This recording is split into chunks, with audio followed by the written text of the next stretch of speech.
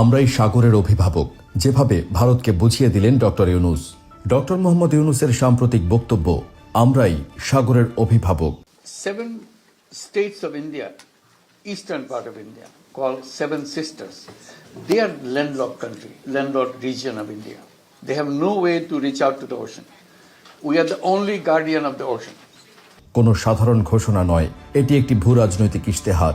এই কথার মধ্য দিয়ে তিনি ভারতের security and growth for all in the region SAGAR নীতিকে চ্যালেঞ্জ করেছেন। বঙ্গোপসাগরে আধিপত্য প্রতিষ্ঠার যে পরিকল্পনা ভারত নিয়েছিল, সেটি এখন নতুন বাস্তবতার সম্মুখীন। ভারত দীর্ঘদিন ধরে বাংলাদেশকে ইস্টার্ন সাইড ডোর হিসেবে ব্যবহার করতে চেয়েছে।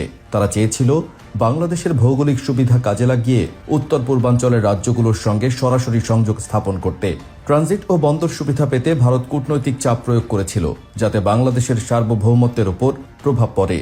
কিন্তু ডক্টর ইউনূস অর্থনৈতিক করিডোরের নামে একটি পাল্টা প্রস্তাব দিয়ে ভারতকে বুঝিয়ে দিয়েছেন, দিন পাল্টে গেছে।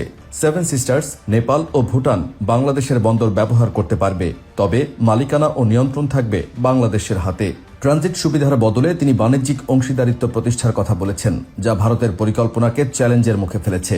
ভারত চেয়েছিল বিনামূল্যে বাংলাদেশের স্থল ও সমুদ্রপথ ব্যবহার করে সামরিক ও বাণিজ্যিক যোগাযোগ রক্ষা করতে, কিন্তু ইউনূসের বার্তায় স্পষ্ট, দরজা খোলা, কিন্তু চাবি আমাদের হাতেই থাকবে।